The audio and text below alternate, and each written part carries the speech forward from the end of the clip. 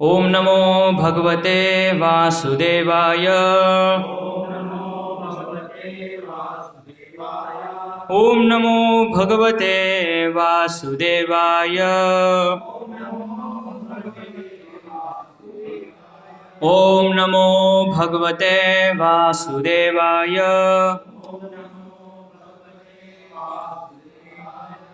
श्रीमद् भागवतम स्कंद 4 अध्याय 22 चार कुमारों से पृथु महाराज की भेंट। श्लोक क्रमांक 20। अस्ति एव राजन् भवतः मधुद्विषः पाद अरविंदस्य गुण अनुवादने रतिः दुरापा विधुनोति नैष्टिकी कामं कसायं मलं अंतः आत्मनः।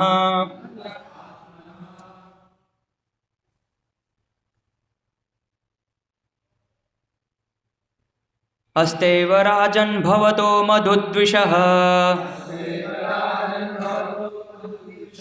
पादारविन्दस्य गुणानुवादने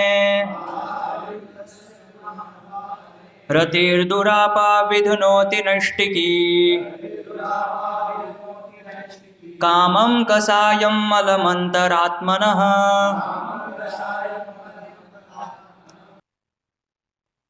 अस्ति है एव निश्चय ही राजन हे राजा भवतः आपका मधुद्विषः भगवान का पाद अरविंदस्य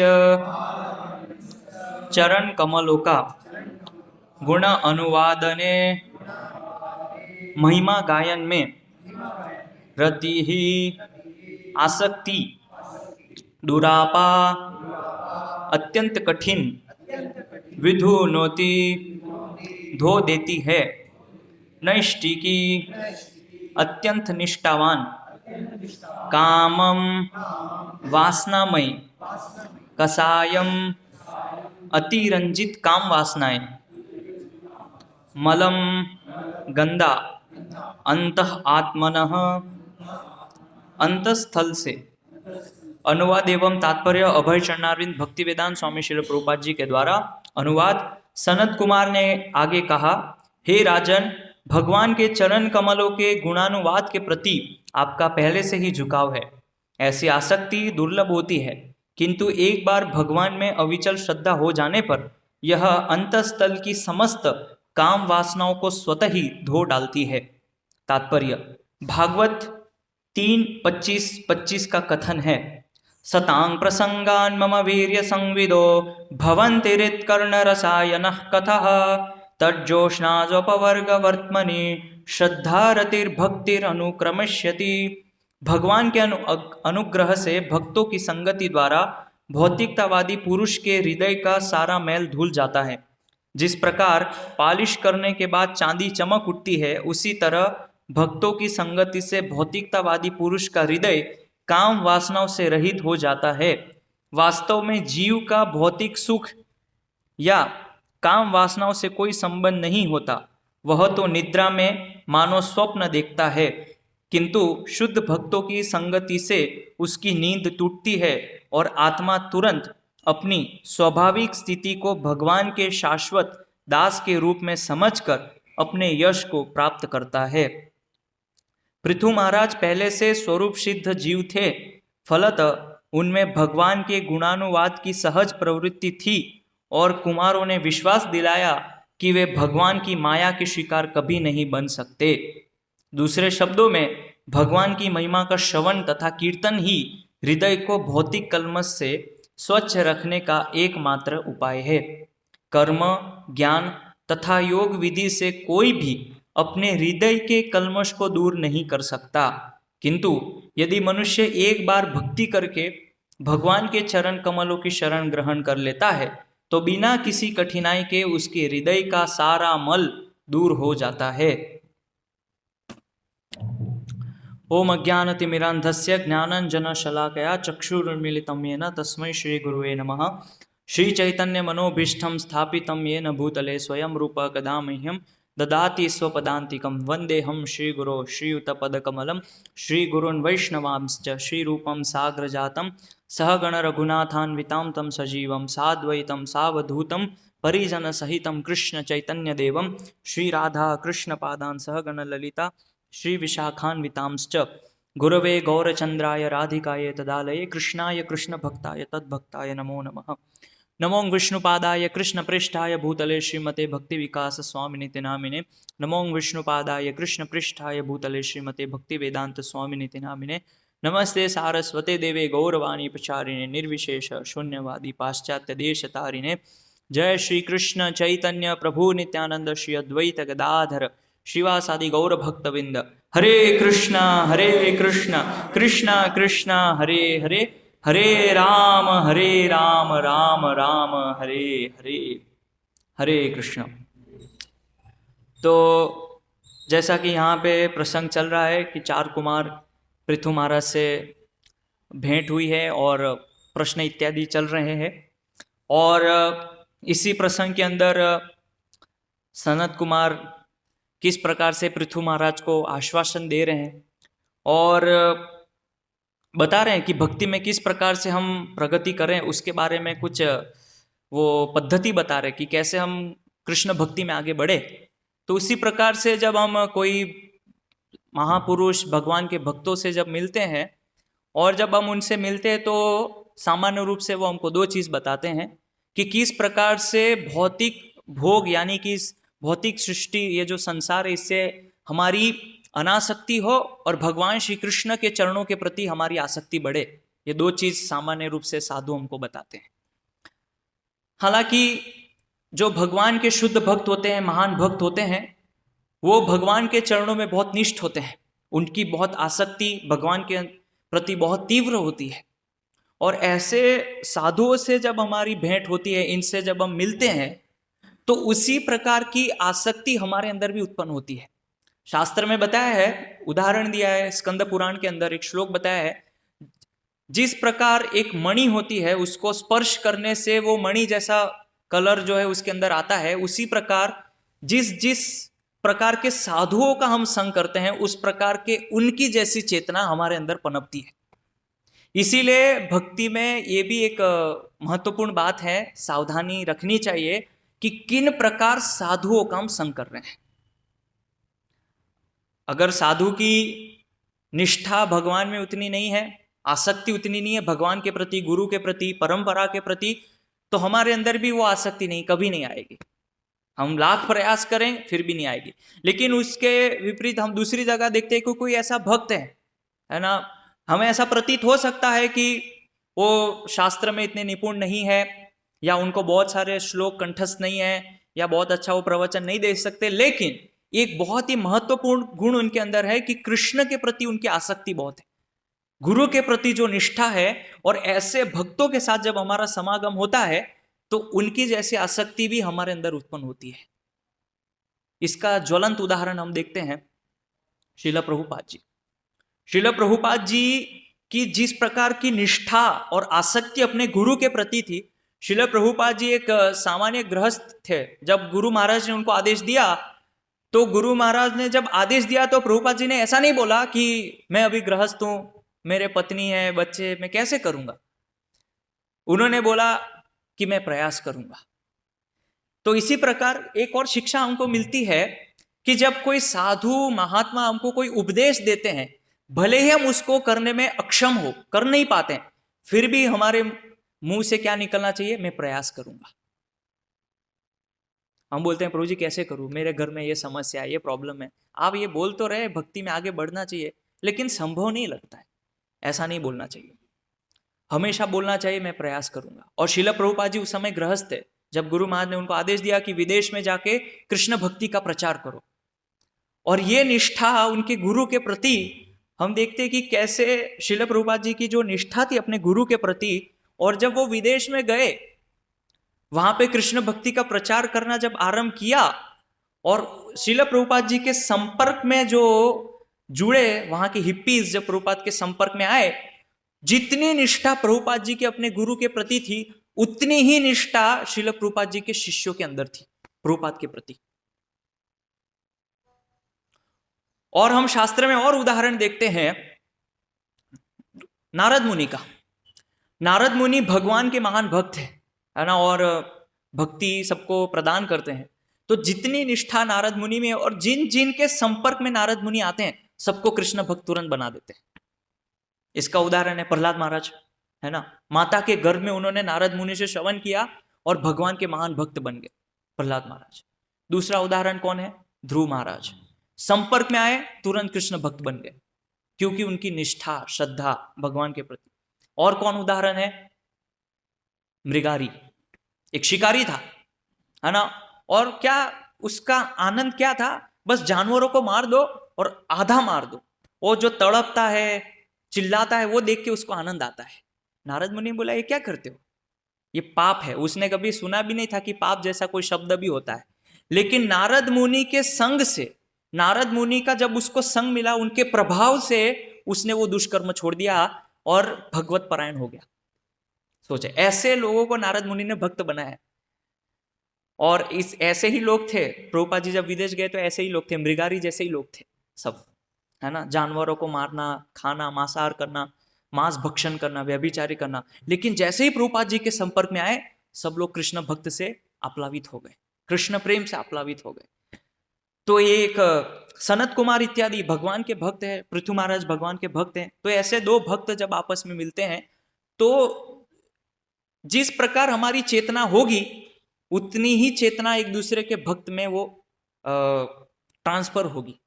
इसीलिए हमारी चेतना को हमें बहुत उन्नत रखनी चाहिए, बहुत उन्नत। क्योंकि जब हम कोई भक्त से मिलते हैं, तो अगर हमारी चेतना उन्नत नहीं होगी, या सामने वाले भक्त की भी चेतना यदि उन्नत नहीं होगी, तो फिर क्या होगा? हम भौतिक विषयों की चर्चा करेंगे, कृष्ण विषय की चर्चा नहीं करेंगे। इसीलिए यहाँ पे आप देखिए श्रीमद् भागवतम में मैत्रेय विदुर का संवाद, और यहाँ पे सनक कुमार इत्यादि पृथु महाराज, इनका संवाद, कोई भी संवाद आप पढ़िए, कृष्ण चर्चा से भरपूर है, कृष्ण प्रेम से भरा हुआ है। इस प्रकार की चर्चा है, तो यह हमको सीखने को मिलता है। अभी इस प्रकार का जब हमको संग मिलता है, एक तरह तो बताया गया है कि कृष्ण भक्ति प्राप्त होना ये बहुत बड़ा सौभाग्य है। हर किसी व्यक्ति को कृष्ण भक्ति प्राप्त नहीं होती है। चलो कृष्ण भक्ति मिली वो तो ठीक है, बहुत लोग कृष्ण भक्ति कर रहे हैं, लेकिन उसमें भी प्रामाणिक संप्रदाय में कृष्ण भक्ति करना ये और सौभाग्य की बात है। और खाली प्रामाणिक संप्रदाय में कृष्ण भक्ति करना वो नहीं, यहां तक कि प्रामाणिक संप्रदाय में किसी प्रामाणिक गुरु के सानिध्य में रहकर कृष्ण भक्ति करना ये और सौभाग्य की बात है। लेकिन फिर भी हमारी इतनी दुर्मति है, हमारी इतनी दुष्टता है कि इतना सब कुछ जानने पे भी कृष्ण के प्रति रति नहीं है, और कृष्ण के प्रति हमारी मति नहीं है। ये सब कुछ जानने के बावजूद तो क्या कमी है, किस चीज की कमी है? शास्त्र में बताया है संसार के अंदर तीन चीज बहुत दुर्लभ होती है। शास्त्र में बताया, पहली चीज है मनुष्यत्व, यह मनुष्य देह प्राप्त करना। हर किसी व्यक्ति को मनुष्य देह नहीं मिलता है। कल ही मैं प्रवचन में बता रहा था कि 84 लाख प्रकार की योनियां हैं, है ना। जलजान अवलक्षाणी स्थावरा लक्ष विंशति कृमयो रुद्र संख्याख्या। जल में कितने जलजान अवलक्षाणी, 9 लाख प्रकार के जलचर हैं, उसमें हम भ्रमण करके आए हैं।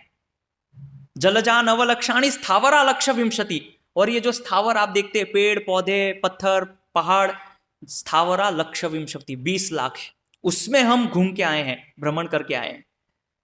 कृमयो रुद्र संख्याख्या, जो कीट कृमि पतंग है कितने हैं? 11 लाख, उसमें भी हम भ्रमण करके आए हैं।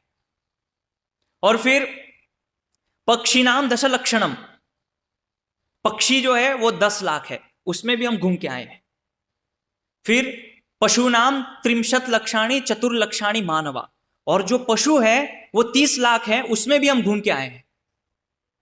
और चतुर्लक्षाणी मानवा, 4 लाख प्रकार के मनुष्य। तो ये 84 लाख योनि में भ्रमण करके हमको मनुष्य देह प्राप्त हुआ है, सोचिए। और उसमें भी प्रामाणिक परंपरा संप्रदाय, प्रभुपाद जी का संग, प्रभुपाद जी की कृपा हमको प्राप्त हुई है। कितने सौभाग्यशाली जीव हैं हम। तो इतना भ्रमण करने के बाद, इसलिए बहुत दुर्लभ है मनुष्य देह प्राप्त करना।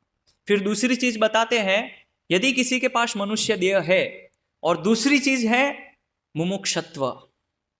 मनुष्य देह मिलने पे ऐसे कितने मनुष्य हैं जिनके अंदर मुमुक्षत्व की इच्छा है ना, मुमुक्षु है, मुक्ति चाहते हैं इस संसार से, वापिस नहीं आना चाहते, भगवान की इस माया शक्ति में वापिस नहीं पड़ना चाहते, भगवान के धाम जाना चाहते। ये भोपाल के अंदर 20 लाख जनसंख्या है, कितने लोग हैं उंगली पे गिन सकते आप।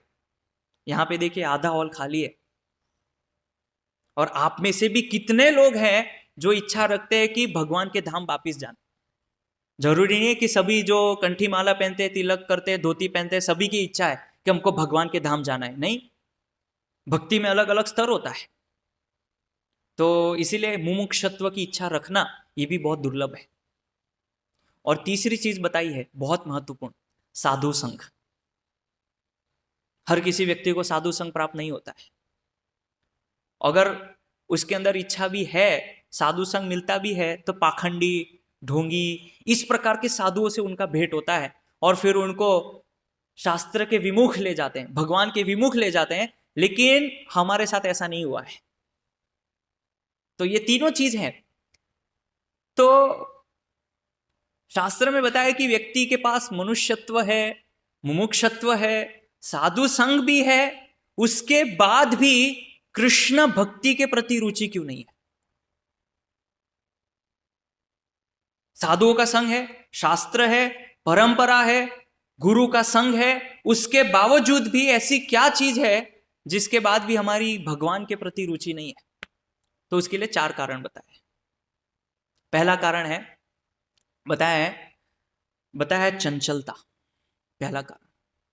इसीलिए साधु संग जब मिलता है तो हम बहुत चंचल स्वभाव के होते हैं, इसीलिए इसको छोड़ना चाहिए, चंचलता। जो व्यक्ति चंचल रहेगा वो इन 3 चीज का लाभ कभी नहीं उठा पाएगा। इसीलिए शास्त्र में क्या बताया है, तद विद्धि प्रणिपातेन परिप्रश्नेन सेवया, है ना। प्रणिपात, एक्चुअली प्रणिपात ये शब्द है, 3 शब्द है शास्त्र में। एक होता है पाथ, पाथ मतलब साधु के पास जाके झुक जाना, चरणों में नतमस्तक होना। दूसरा शब्द है निपात, साधु के पास जाके चरण में झुक जाना और फिर कभी उठना ही नहीं, हमेशा सरेंडर करना उनको। और फिर तीसरा शब्द है प्रणिपात। ये प्रणिपात का मतलब क्या होता है?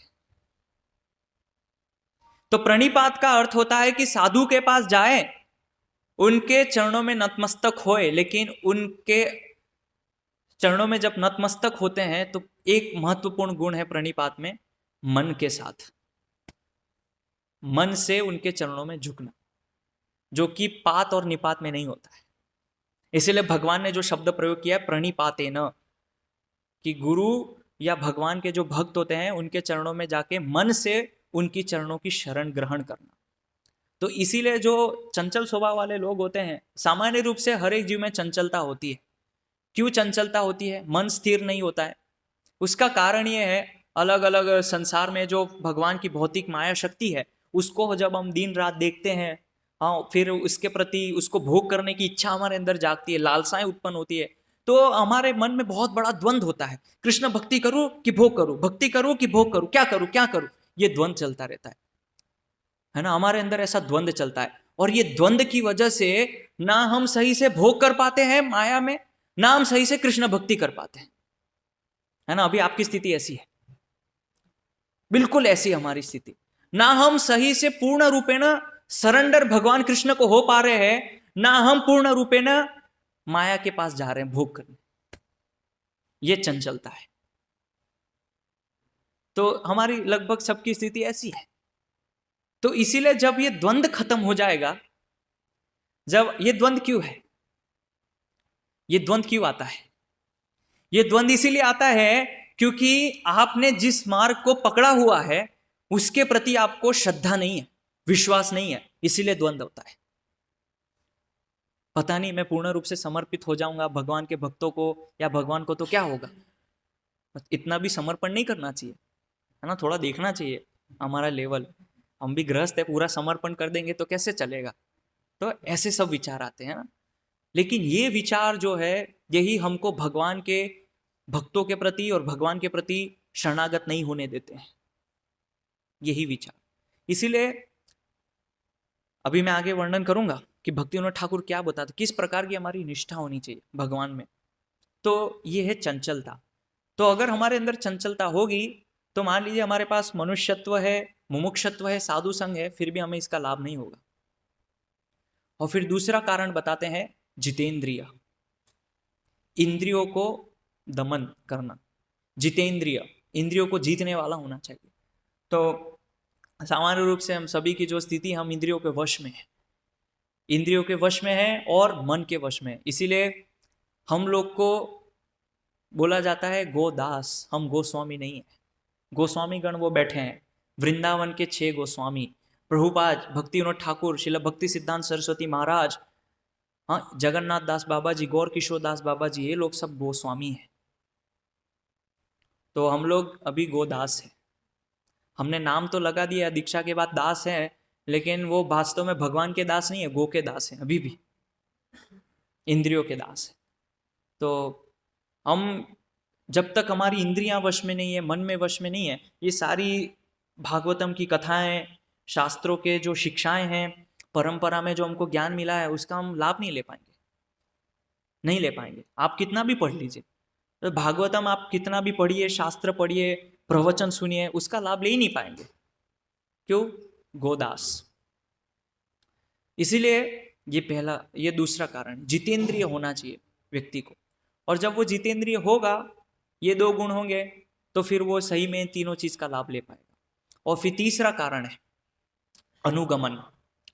हमारे जीवन में हम बहुत सारे साधुओं से मिलते हैं, है ना, बहुत सारे भक्तों से हमारा समागम होता है, उनसे हम मिलते हैं, प्रश्न करते हैं, चर्चाएं करते हैं, और हम किस प्रकार भगवान की शरण ले, भक्ति में आगे बढ़े, सब प्रकार के प्रश्न हम पूछते हैं।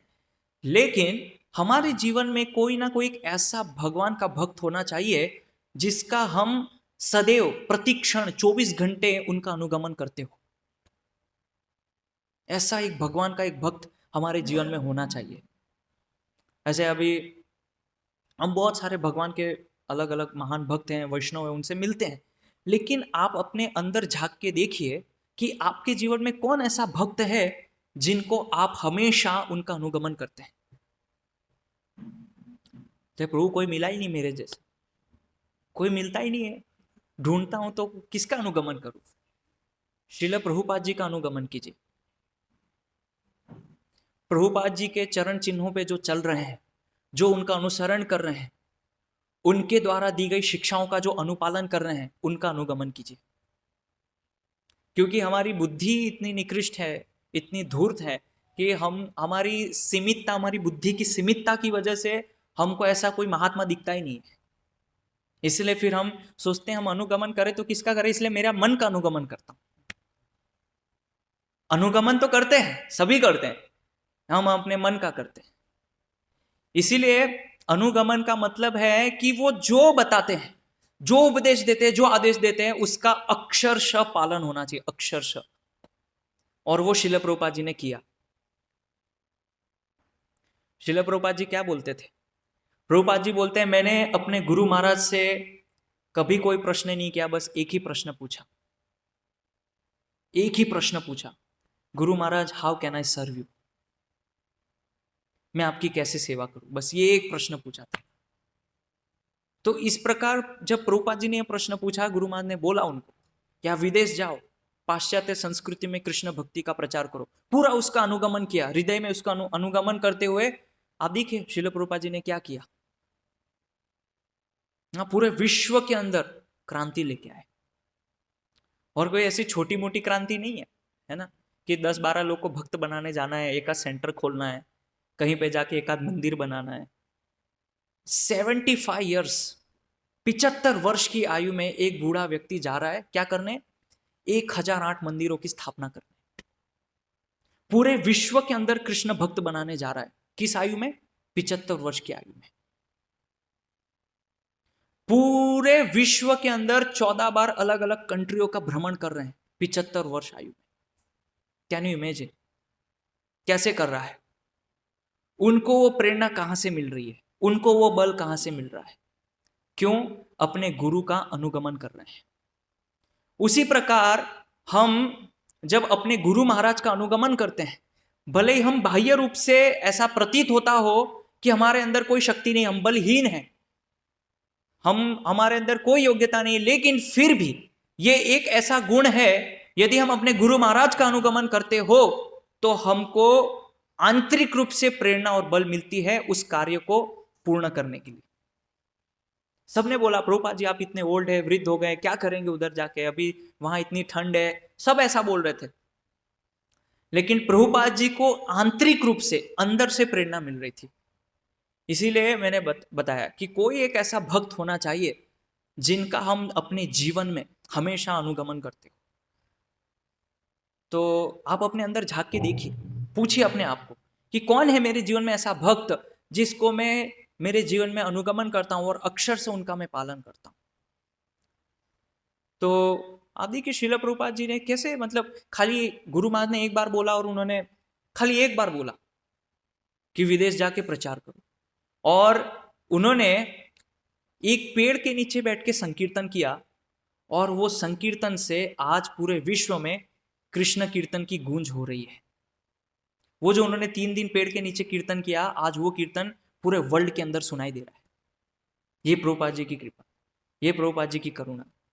तो इसीलिए प्रभुपाद जी को जो बल मिला, जो प्रेरणा मिली, वो अपने गुरु से मिली। इसी प्रकार जब हम कोई भक्त का अनुगमन करते हैं तो वो हमें प्रेरणा देते हैं, बल देते हैं। और फिर चौथा कारण बताते हैं, अल्पभाषी। अल्पभाषी होना चाहिए। श्रील प्रभुपाद जी ज्यादा बोलते नहीं थे।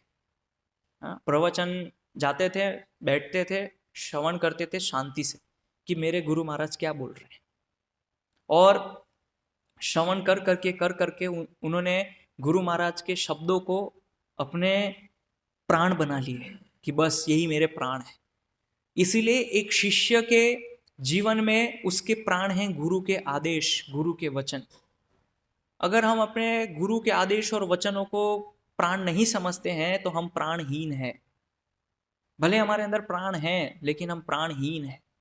इसीलिए गुरु के सामने अल्पभाषी होना चाहिए। कभी कभी गुरु को कुछ हम उपदेश देने लगते हैं, गुरु महाराज ऐसा नहीं, ऐसा कर सकते हैं, ऐसा करेंगे तो अच्छा रहेगा, तो ये अल्पभाषी नहीं है। या कभी कभी क्या होता है कि गुरु जब किसी को उपदेश देते हैं, मार्गदर्शन करते हैं, तो तीसरा भक्त आके नहीं आप ऐसा कीजिए, ऐसा करेंगे तो अच्छा रहेगा। प्रभु जी बोल रहे ठीक है, लेकिन मैं बता रहा हूं, मेरे अनुभव से बोल रहा हूं आपको। तो ये मर्यादा है। इसीलिए मर्यादा व्यतिक्रम बताया शास्त्र में। जब कोई गुरु या वरिष्ठ भक्त किसी को उपदेश या आदेश देते हैं, भले हमें कितना भी ज्ञान हो, कितना भी अनुभव हो, लेकिन उनके समक्ष नहीं बोलना चाहिए। इसका उदाहरण हम भागवतम में देखते हैं कि जब भगवान कृष्ण ने उद्धव को उपदेश दिया, और उद्धव जी ने जब ये उपदेश श्रवण किया और भगवान जब इस धरातल से चले गए, तो विदुर जी जाते हैं उद्धव के पास और बताते हैं आप मुझे भगवान के बारे में बताइए। इतने विनम्र भक्त हैं, विदुर जी को भगवान स्वयं याद कर रहे हैं, उनको सब पता है, लेकिन फिर भी उद्धव जी के पास जाके बोलते हैं आप मुझे बताइए भगवान के बारे में। लेकिन उद्धव जी क्या बोलते हैं? बोलते हैं मैं आपको नहीं बता सकता क्योंकि मैं आयु में आपसे छोटा हूं। इसलिए आप एक काम कीजिए, पास में मैत्र मुनि बैठे हैं, उनके पास जाइए, वो आपको उपदेश देंगे। तो दोनों की विनम्रता देखिए। हाँ, उद्धव जी को भगवान ने उपदेश दिया, उद्धव गीता, ऐसा नहीं बोला हाँ ये मैं बताता हूं आपको, भगवान ने मुझे बताया, मैं आपको भी सुनाता हूं क्या क्या बोला, ऐसे नहीं। लेकिन मैं आपको नहीं बता सकता, क्यों? क्योंकि आप मेरे से आयु में बड़े हैं, आप मैत्र मुनि के पास जाइए, वो आपको उपदेश दें। और फिर विदुर जी जाते हैं विनम्रता से मैत्र मुनि के पास, और मैत्र मुनि से फिर उनका संवाद होता है। तो भागवतम का पढ़िए 3-4 स्कंद, इसमें भी वर्णन अभी आया था 2-3 श्लोक पहले। विदुर जी प्रश्न पूछ रहे हैं और मैत्री ऋषि उत्तर दे रहे हैं। तो ये मर्यादा व्यतिक्रम। इसीलिए अल्पभाषी होना चाहिए। भले ही हमें कितना भी ज्ञान हो, कितना भी नॉलेज हो, अनुभव हो, लेकिन एक वरिष्ठ भक्त के सामने, गुरु के सामने कभी भी नहीं बोलना चाहिए। तो ये 4 कारण हैं। फिर हम हमारे अंदर भक्ति भगवान का जो, जैसे यहाँ पे बताया है, सतांग प्रसंगात मम वीर्य संविदो, है ना, कि भगवान के भक्तों के संग में मेरी कथा श्रवण करनी चाहिए। तो बताया है कि जिस प्रकार हम भौतिकतावादी लोगों का संग करते हैं, जो कि हमेशा दिन रात अपनी इंद्रिय को तुष्ट करने में लगे रहते हैं दिन रात, उसकी जगह अगर हम ऐसे साधुओं का संग करते हैं जो कि 24 घंटे भगवान की सेवा के लिए सोचते रहते हैं, 24 घंटे, साधु नाम समचित्ता नाम, जिनका चित्त हमेशा भगवान कृष्ण की सेवा में लगा हुआ है, तो ऐसे साधुओं का जब हम संग करते हैं तो हमारे अंदर भी भगवान की कथा सुनने में रुचि उत्पन्न होती है, भगवान की सेवा करने में रुचि उत्पन्न होती है। क्योंकि सामान्य रूप से जो गृहस्थ भक्त हैं, जिस प्रकार से आज बाहर माहौल है, वातावरण है, पूरा दुसंग है, पूर्ण रूप से दुसंग है। कैसे कैसे लोग हैं, कैसी कैसी उनकी मानसिकताएं हैं, किस प्रकार वो लोग सोचते हैं, ऐसे लोगों के साथ हम रहते हैं। इसीलिए अति आवश्यक है कि हम नित्य रूप से भगवत भक्तों का संग करें। और भगवत भक्तों का संग क्यों करना है? अभी बहुत सारे भगवत भक्त संग मिलेंगे, अभी करेंगे, प्रवचन के बाद बहुत सारे भक्त मिलेंगे, पुरुष भक्त मिलेंगे, तो पूछेंगे प्रभु जी कितने सीटें आई बीजेपी को, हाँ, और ये कांग्रेस कहाँ है? देखो भगवान राम मंदिर बनाया फिर भी आई नहीं बीजेपी, अयोध्या में आई नहीं, पता नहीं कैसे नहीं आई। ये चर्चा नहीं करना है। आप बोलेंगे प्रभु जी ये भी तो कृष्ण चर्चा है ना, राम मंदिर बनवाया, राम मंदिर से संबंधित चर्चा है। नहीं, ये चर्चा नहीं होना चाहिए। आपको चर्चा करना चाहिए प्रभु आपने भागवत में क्या पढ़ा बताइए, या आपको बोलना चाहिए मैं कल भागवतम में ये पढ़ रहा था और मैंने ये प्रसंग पढ़ा और उसमें प्रभुपाद जी तात्पर्य में ये बता रहे थे, बहुत अद्भुत था। इस प्रकार की चर्चा होनी चाहिए, क्योंकि भक्तों को भी लगता है हम वैसे भी मिलते हैं सप्ताह में एक बार, तो कृष्ण चर्चा तो रोज होती रहती है, रोज प्रवचन सुनते हैं, थोड़ा ये भी जरूरी है ना। बीजेपी कांग्रेस की चर्चा नहीं करेंगे तो फिर नीरस हो, सब फीका फीका लगेगा, है ना। ये श्रीमद् भागवतम क्या बताया? श्रीमद् भागवतम रसमालयम, ये रसमालयम है। अगर इसमें रस नहीं आ रहा है तो और क्या चाहिए आपको? और इसमें क्या बताया? श्रीमद् भागवतम रसमालयम मुहुरहो रसिका भुवि भावुका। जो रसिक भक्त है वो श्रीमद् भागवत में रस ढूंढते हैं। अगर हम श्रीमद् भागवतम में इतनी भगवान की अद्भुत सुंदर कथाएं हैं, भगवान की बाल लीलाएं, गोप लीलाएं, भगवान की रास लीलाएं, भगवान के अलग अलग सृष्टि की लीलाएं, कितनी सारी भगवान की लीलाएं, इसमें युद्ध है, फाइटिंग है, रोमांस है, ट्रेजेडी है, सब कुछ है इसमें, लेकिन फिर भी बीजेपी के पीछे पड़े हुए हैं। इतनी दुर्मति हमारी, कांग्रेस के पीछे पड़े हुए, कितनी दुर्मति सोचिए आप।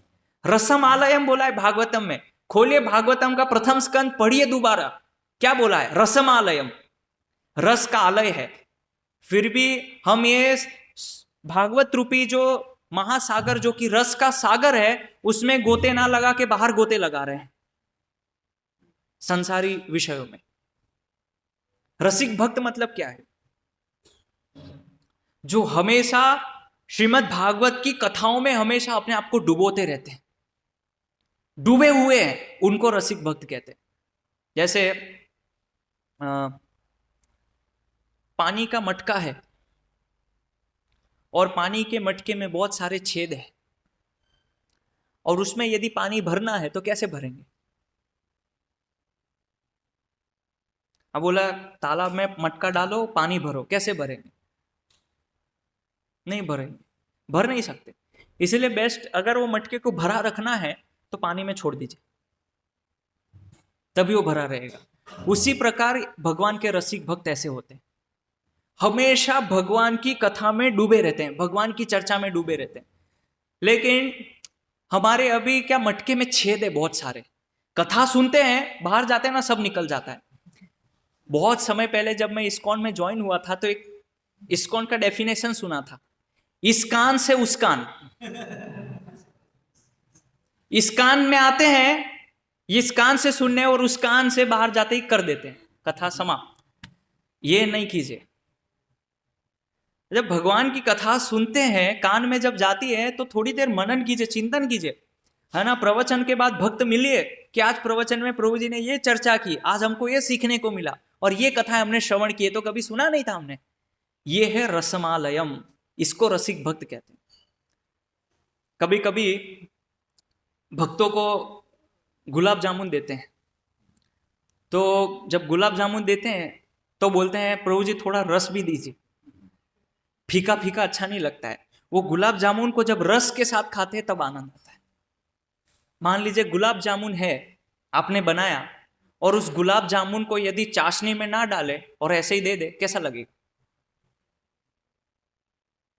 भगवान के भक्त हैं, कहने के लिए हम वैष्णव है, तिलक करते हैं, कंठी पहनते हैं, लेकिन वो बिना चाशनी के गुलाब जामुन जैसे।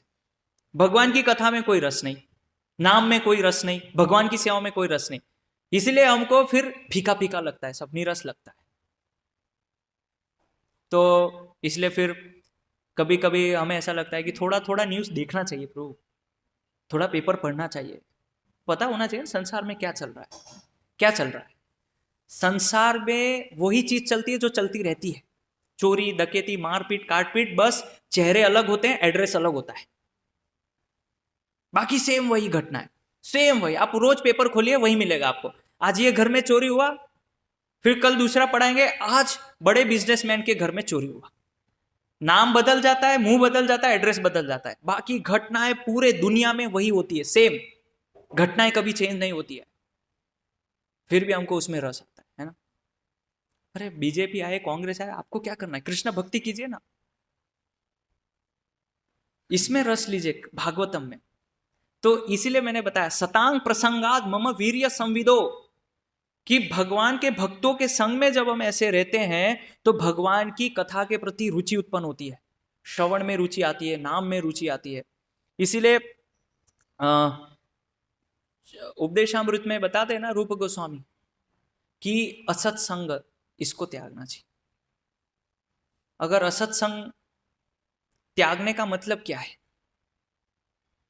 असत्संग त्यागने का मतलब है आज भी ऐसे लोग, ऐसी विचारधाराओं से अगर हम प्रभावित हैं कहीं ना कहीं, हाँ देखो वो अच्छा सोच रहे हैं देश के बारे में, अच्छा विचार है, हमें भी उसका समर्थन करना चाहिए, ये विचार अच्छा है, ये प्लानिंग अच्छी है, इस प्रकार के विचारों से यदि हम प्रभावित है तो फिर ये भागवतम के विचारों से प्रभावित नहीं होंगे,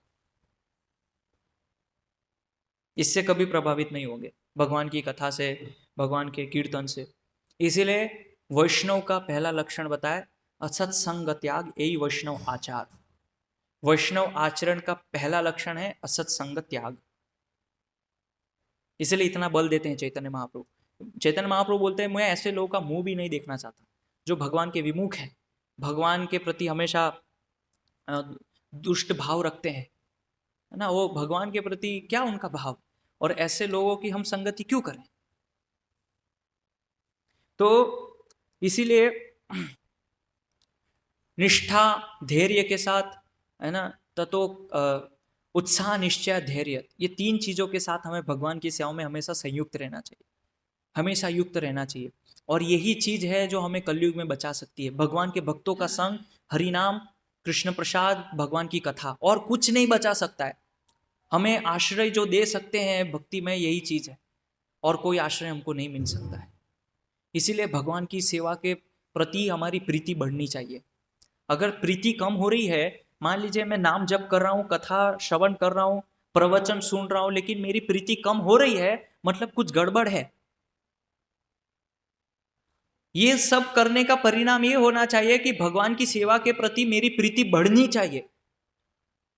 अभी कुछ ही समय में हमारे यहाँ श्री श्री राधा वल्लभ जी आने वाले हैं, तो आप सभी के अंदर वो उत्साह होना चाहिए कि अभी हमको श्री श्री राधा वल्लभ जी का सेवा करने का अवसर मिलेगा भगवान के भक्तों के संग में, है ना। और कितनी सौभाग्य की बात है कि हमारे गुरुदेव पूज्य परम पूज्य भक्ति विकास स्वामी महाराज अपने जीवन काल में सर्वप्रथम उनके जीवन में पहले विग्रह की स्थापना भोपाल में करने जा रहे हैं, और वो अवसर हमको मिल रहा है श्री श्री राधा वल्लभ की सेवा करने का। अगर हम इसी प्रकार, है ना, रुचि नहीं है सेवा में, नाम जप में, कथा में, तो हम श्री श्री राधा वल्लभ जी यहाँ होते हुए भी उनको एक पत्थर और काष्ठ की तरह देखेंगे। उनको भगवान की तरह नहीं देख पाएंगे।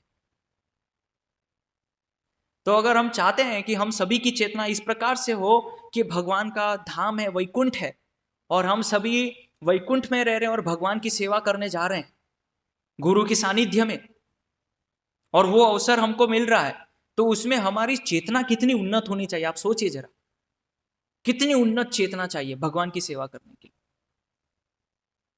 तो इसीलिए मुझे बहुत गर्व होता है और अपने आप को बहुत सौभाग्यशाली समझते हैं कि ऐसे गुरु के मार्गदर्शन में हमको अवसर मिल रहा है श्री श्री राधा वल्लभ जी का सेवा करने का। कितना सौभाग्य की बात है ना।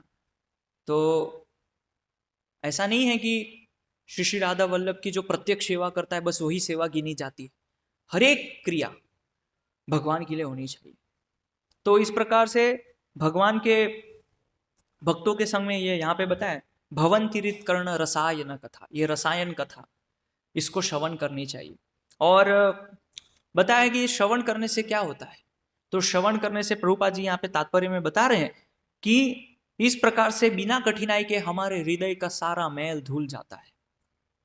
अभी जैसे श्री श्री राधा वल्लभ जी को हम यहाँ विराजित करने वाले हैं कुछ ही समय में, आने वाले कुछ महीनों के अंदर। तो आप देखिए किस प्रकार से साफ सफाई कर रहे हैं, मंदिर को स्वच्छ कर रहे हैं, मंदिर की पुताई कर रहे हैं, पूरा एकदम नीट एंड क्लीन साफ सफाई कर रहे हैं। क्यों कर रहे हैं? क्योंकि भगवान को विराजित करने के लिए पवित्रता बहुत जरूरी है, शुद्धता। उसी प्रकार हमारा जो हृदय है उसमें भगवान को विराजित करने के लिए पवित्रता बहुत जरूरी है, शुद्धता। और वो होती है भगवान की कथा सुनने से, भगवान की सेवा करने से, भक्तों के संग में रहने से। और फिर तब क्या होता है, तुम्हारा हृदय सदा गोविंद विश्राम, कहता है ना भजन में, क्यों बोलते कि भगवान के भक्तों के हृदय में सदा गोविंद विश्राम करते हैं। और फिर क्या बताया, रोज हम गाते हैं साक्षात धरित्वेन समस्त शास्त्रे, ऐसे भगवान के भक्त गुरुगण साक्षात हरि को धारण करते हैं। खाली हरि को धारण नहीं करते हैं, समस्त शास्त्रे, शास्त्र का पूर्ण ज्ञान उनके पास होता है। और इस प्रकार से जब हम उनसे श्रवण करते हैं तो फिर दिव्य ज्ञान हृदय प्रकाशित हो, उनकी सेवा करने से हमारे हृदय में वो ज्ञान स्वतः स्फुरित होता है, प्रकाशित होता है।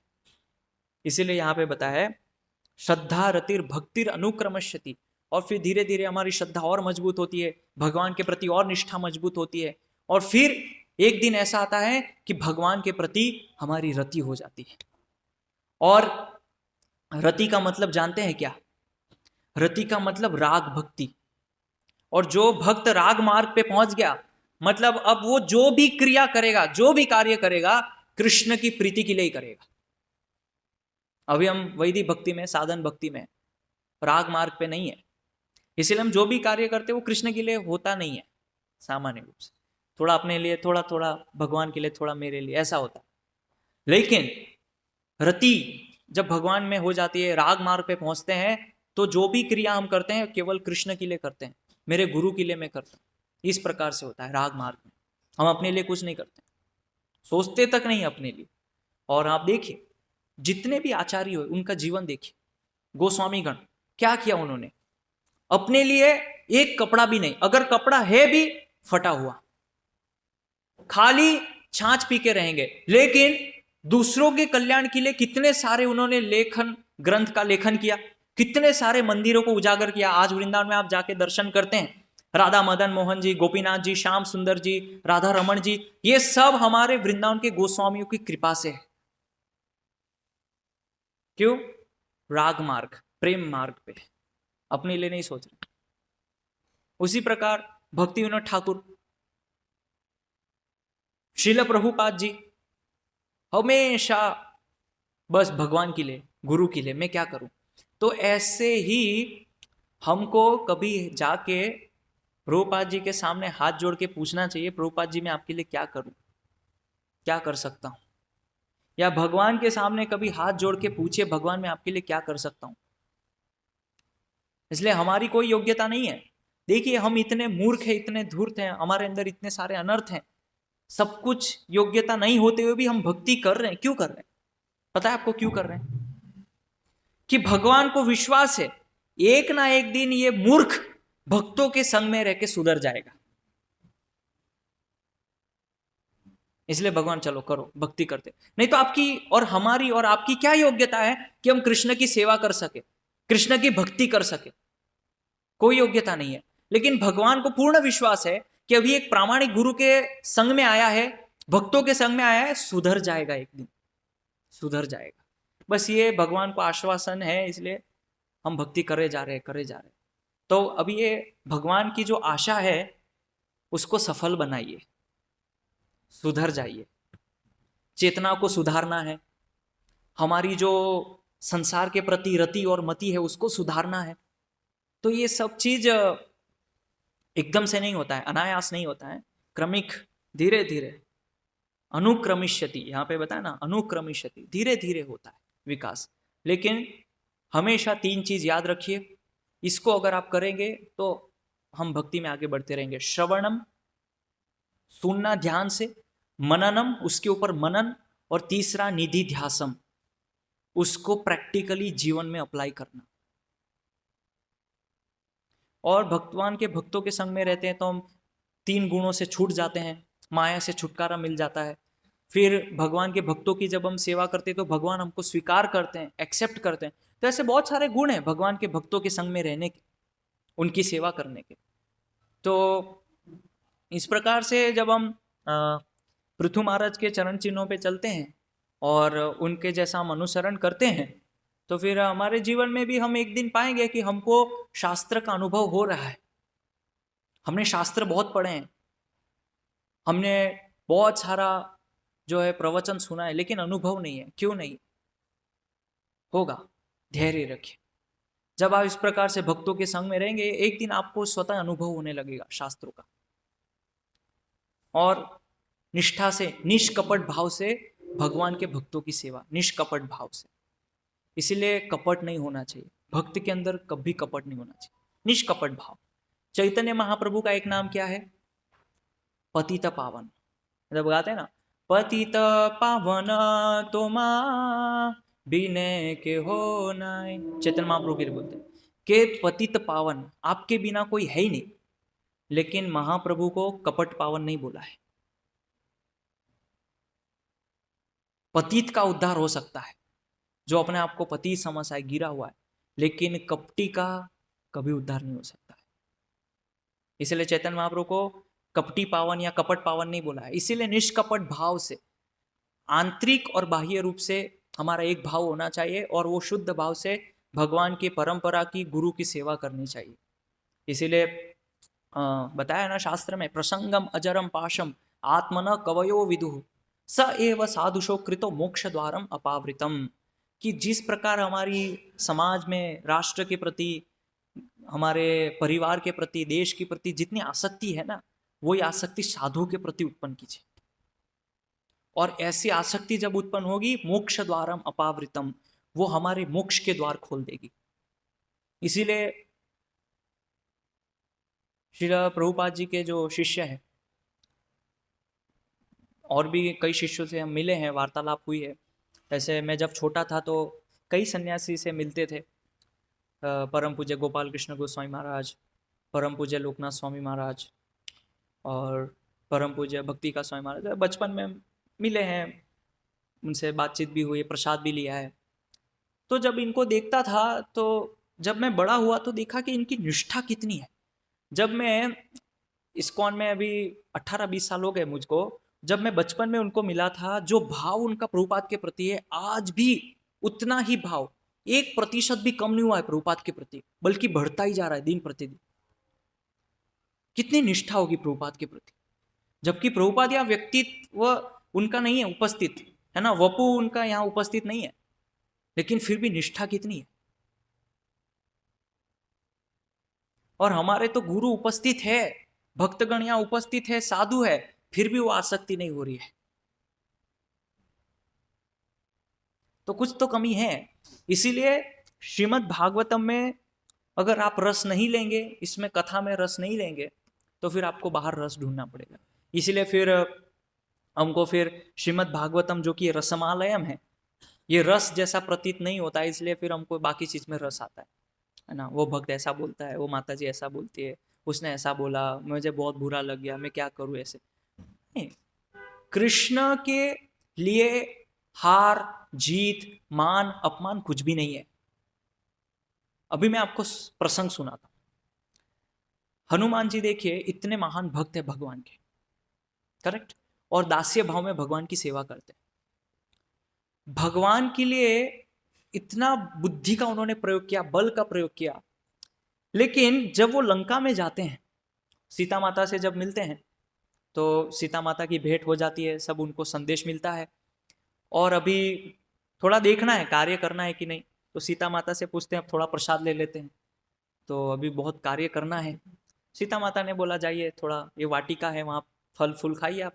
गए, फल इत्यादि खाया, और फिर वो पूरा उत्पात मचाने लग गए वहां पे। और फिर रावण ने एक एक करके सब राक्षसों असुरों को भेजा, वानर, कि एक वानर आया है पूरा उत्पात मचा रहा है। तो हनुमान जी ने सबको खत्म कर दिया। फिर रावण बोलते हैं अपने बेटे को इंद्रजीत को, तो तुम जाओ उसको पकड़ के लेके आओ। तो जाते हैं कि एक छोटा वानर, इसको तो मैं ऐसे ही पकड़ के ले आऊंगा, वो भी बहुत अभिमान में था, अहंकार में था, गया हनुमान जी के पास, और लड़ाई होती है, बहुत भयंकर युद्ध होता है। फिर इंद्रजीत क्या करता है, ब्रह्मास्त्र निकालता है। हनुमान तो सोचते हैं एक घड़ी पे ब्रह्मास्त्र क्या करेगा, इसको तो मैं ऐसे ही तोड़ के फेंक दूंगा, ये ब्रह्मास्त्र मेरा क्या कर सकता है। फिर उन्होंने सोचा कि अभी मेरा यहाँ बंधना ठीक है, तो मैं बंध जाता हूँ। तो अगर मैं ऐसा करूंगा तो एक तरफ ब्रह्मा जी के ब्रह्मास्त्र का अपमान हो जाएगा, और ये करना नहीं चाहता। और अच्छा है मैं बंध जाऊं, ताकि ये पता तो लगा सकूं कि रावण है कौन, उसको देखने का अवसर मिलेगा। तो भगवान की प्रसन्नता के लिए उन्होंने नहीं सोचा मेरे अंदर बहुत बल है, मैं दिखा दूंगा अभी। भगवान की सेवा के लिए उन्होंने हारना स्वीकार किया। हनुमान को कौन बांध सकता है, कोई बांध सकता है हनुमान को? आप देखिए जब जामवंत और हनुमान का जब संवाद होता है कि कौन जाएगा लंका, कौन जाएगा कूद के, तो कोई बोलता है, नल बोलता है कि मैं जा सकता हूं 30 योजन 40 योजन। अरे यार, तो आगे कौन जाएगा? फिर सब जितने भी वानर थे, कोई बोलता है मैं 50 योजन जाऊंगा, फिर आगे कौन जाएगा? फिर कोई बोलता है मैं 70 योजन तक जा सकता हूं। ऐसे करते करते फिर जामवन को बोलते हैं कि आप कितना जा सकते? बोले देखो अगर ज्यादा बोल दूंगा तो फिर मुझे जाना पड़ेगा, इसलिए मैं 90 तक जा सकता हूँ। फिर अंगद को बोलते हैं, अंगद आप कितना जा सकते हो? बोले मैं एक छलांग में लंका जा सकता हूँ। सब खुश हो गए, वाह काम हो गया, मिशन सक्सेसफुल, अभी अंगद चले जाए। बोले बात तो सुनिए, वापिस नहीं आ सकता मैं,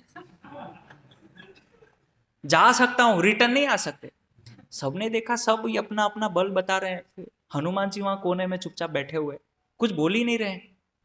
तो जामवन और अंगद जाते हैं, आपने अपना बल नहीं बताया।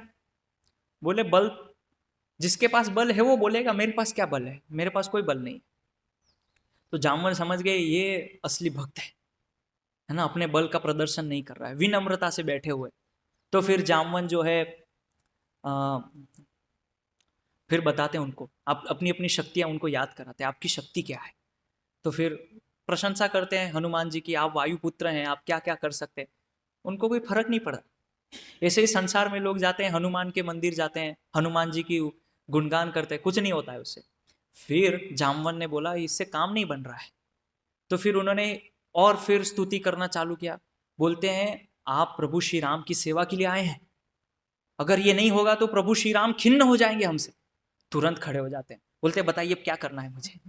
और फिर अपनी शक्ति का वो खुद ही वर्णन करते हैं। बोले मैं क्या कर सकता हूं, मैं पूरा त्रिकुट पर्वत उठा के ला सकता हूं, पूरी लंका को ला सकता हूं, भगवान को जाने की जरूरत ही नहीं है, इतना कष्ट क्यों देना है। जामवन ने बोला ज्यादा उत्साह आ गया लगता है, थोड़ा कम कम करना पड़ेगा। बोला इतना कुछ नहीं करना है, बस जाके सीता माँ को ढूंढ के लाना है। हनुमान जी गए, फिर छलांग लगाई, सीता माँ को ढूंढा। और आप देखिए कितने चतुर है, जब वो जामवन ने बोला कि आप सीता माता को खोज करके आइए, और फिर उनको सुरसा मिली, और सुरसा ने फिर उनको बाधा डाली सेवा में। और फिर अंत में सुरसा ने भी उनको आशीर्वाद दिया कि आप राम जी के जितने भी कार्य है सब संपूर्ण करके आइएगा। हनुमान ने सोचा कि गुरु ने तो आदेश दिया है कि खाली सीता को ढूंढना है, यहाँ ये बोल रहे हैं कि राम के सब कार्य करना है ना। अगर हम इसकी जगह होते तो वापिस यू टर्न लेते। गुरु बताइए, वो ऐसा बोल रहा है भक्त, वो है आप ऐसा बोल रहे हैं, तो क्या करूं। हनुमान जी ऐसा नहीं किया, बहुत चतुर थे। बोले ठीक है, इन्होंने बोला है, लेकिन पहले कम से कम वो करूँ ना जो मेरे गुरु ने आदेश दिया है। अगर समय मिला, टाइम बचा तो कर लेंगे और दूसरा काम कर लेंगे। वहां गए, फिर लंकिनी मिली। लंकिनी से जब वार्तालाप हुआ तो उन्होंने भी आशीर्वाद दिया, आप ये पूरा सब राम जी का जो भी कार्य है सब संपूर्ण करके जाइए। फिर सोचा कि अभी कैसे, समझ नहीं आ रहा है, तो बोला कि ठीक है, मेरे गुरु ने जो पहले आदेश दिया जामवन ने, पहले वो करते हैं।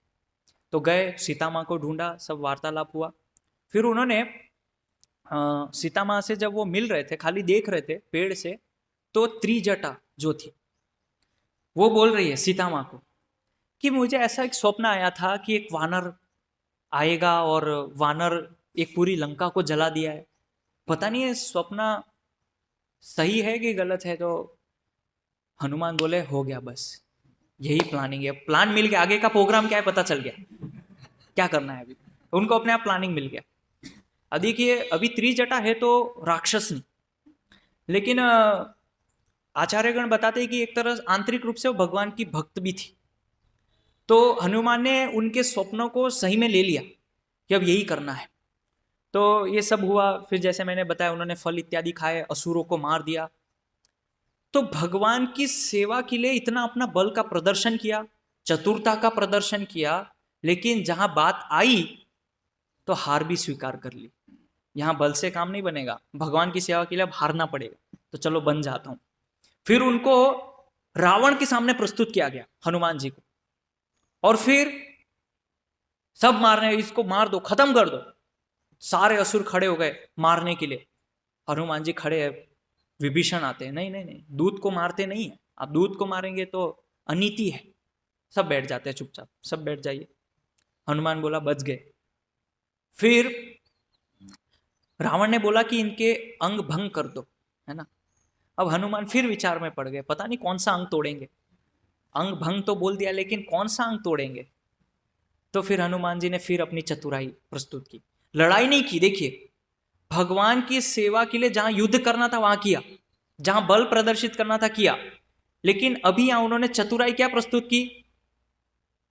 तो उन्होंने पीछे से पूंछ निकाली, उसको प्रणाम किया, चुंबन किया अपनी पूंछ को। रावण बोला ये वानर है, इनको पूंछ बहुत प्रिय होती है, लेके आओ। पूरे लंका में जितने भी कपड़े, घी, तेल सब लेके आए, पूंछ को में बांधा, जला दिया गया पूंछ को। तो फिर भी हनुमान ने कुछ नहीं किया। बोलता है अभी मेरा जो कार्य है वो तो हो गया है, सीता माँ को मैंने ढूंढ लिया है, अब आगे का जो प्लान है वो हम खुद करेंगे। फिर जब उनको उनकी पूंछ में आग लगाई गई। आप देखिए, ऐसा नीति चाणक्य पंडित कहते हैं कि जब हम किसी का नुकसान करने जाते हैं, दूसरे का हित करने जाते हैं, तो 1% हमारा खुद का भी नुकसान होता है। लेकिन भगवान के भक्त के केस में देखिए, रावण ने लंका से अपने ही कपड़े बुलवाए, अपना ही तेल, अपना ही घी, आग भी वही की थी। हनुमान को तो कुछ करना ही नहीं था। हनुमान बोले अच्छा तरीका है, मुझे तो कुछ करना ही नहीं है, खाली जाऊंगा सदी लंका को जला दूं। और लंका को जलाया हनुमान ने। तो उन्होंने फिर अपना वास्तविक रूप प्रकट किया, इतना विकराल। आप पढ़ेंगे वाल्मीकि रामायण में, पूरा विकराल भगवान हनुमान जी ने अपना पूरा विस्तार किया, और फिर पूंछ बड़ी की और पूरी लंका उन्होंने जला दी, अपना बल का प्रदर्शन किया। केवल 2 स्थान को छोड़ के, त्रिजटा का घर और विभीषण का घर। और ये क्यों छोड़ा, इसके पीछे भी कारण है। क्योंकि विभीषण के अंदर ऐसी मानसिकता थी कि रावण भले ही भगवान का शत्रु है, दूसरा, लेकिन मुझे तो कोई प्रॉब्लम नहीं कर रहा है ना, मुझे तो अड़चन पैदा नहीं कर रहा है। तो हनुमान जी बताना चाह रहे थे, आपको उनका ओरिजिनल स्वरूप पता चलेगा अभी, उनकी रियलिटी क्या है। तो विभीषण को ये रियलाइज कराने के लिए उनके घर में आग नहीं लगाई। तो इसीलिए कभी कभी हमें ऐसा लगता है, ये भक्त भले ही वो भक्त के साथ ईर्ष्या द्वेष करता हो चलेगा, मेरे साथ तो अच्छा व्यवहार करता है ना। नहीं, अगर कोई भक्त किसी भी भक्त के साथ दुर्व्यवहार करता है तो हमें वो सहन नहीं करना चाहिए, केवल ये सोच के नहीं मेरे साथ तो अच्छा व्यवहार करता है। तो मेरी कथा कहने का तात्पर्य यह है कि कोई मुझे कुछ बोल रहा है, मान अपमान, भगवान की सेवा के लिए हमको ये सब स्वीकार कर लेना चाहिए। अगर मुझे भगवान की सेवा के लिए मान मिल रहा है चलेगा, नहीं मिल रहा है तो भी चलेगा, सम्मान हो रहा है अपमान हो रहा है चलेगा। जैसे आप खुद इसका अनुभव करते हैं, जब पुस्तक वितरण जाते हैं, आप डोनेशन कलेक्शन करने जाते हैं, कितने लोग आपको कुछ बोलते हैं, फिर भी आप करते हैं, क्यों करते हैं? भगवान की सेवा के लिए, है ना। ऐसा नहीं है आप एक घर में गए, गेट खटखटाया, अरे जा आगे भिखारी कहीं के पैसा मांगने आ गए लोग, फिर भी आप जाते हैं दूसरे घर में, क्यों जाते हैं? भगवान की सेवा के लिए जाते हैं। उसी प्रकार वही चीज जब आप बाहर वालों के साथ इतना आपका श्रद्धा निष्ठा है, लेकिन वही चीज जब भक्तों के साथ होती है तो हम क्यों अपना व्यवहार बदल देते हैं? जबकि ये तो भगवान के भक्त हैं, 24 घंटे भगवान की सेवा में नियुक्त है, लेकिन बस ये मुझे ऐसा बोल दिया, आओ बुरा लगा, अच्छा नहीं लगा। वो लोग भी तो बोलते हैं, लेकिन उनके बोलने पे भी हमको कुछ फर्क नहीं पड़ा। तो जब भगवान के भक्त या वैष्णव कुछ बोलते हैं तो ठीक है, भगवान की सेवा के लिए मान अपमान हार जीत कोई फर्क नहीं पड़ता है, लेकिन मैं भगवान की सेवा नहीं छोड़ूंगा, करते जाऊंगा। इसीलिए यहाँ पे बताया अनुक्रमिष्यति, ये सब गुण धीरे धीरे आएंगे क्रमिक रूप से, और फिर जब जिस दिन ये गुण विकसित हो जाएंगे तब फिर आप पूर्ण साधक कहलाएंगे। पूर्ण साधक, अभी हम कच्चे हैं भक्ति में, बहुत सारे अनर्थ है, दुर्गुण है हमारे अंदर, उससे हम निकलने का प्रयास कर रहे हैं धीरे धीरे। हाँ, किसी के अंदर वाचालता है, कोई ज़्यादा बोलता है, किसी के अंदर क्रोध है, किसी के अंदर निंदा करना है, किसी के अंदर कुछ अनर्थ है द्वेष करना, तो ये सब अनर्थ है। लेकिन कम से कम ये प्रयास विचार कीजिए कि इन अनर्थों से बाहर निकल के मेरे हृदय को शुद्ध करके मुझे श्री श्री राधा वल्लभ को मेरे हृदय में विराजित करना है, ये ध्येय होना चाहिए। तब फिर हम भगवान की निष्ठा से सेवा कर पाएंगे। हरे कृष्ण। कुछ प्रश्न जिज्ञासा?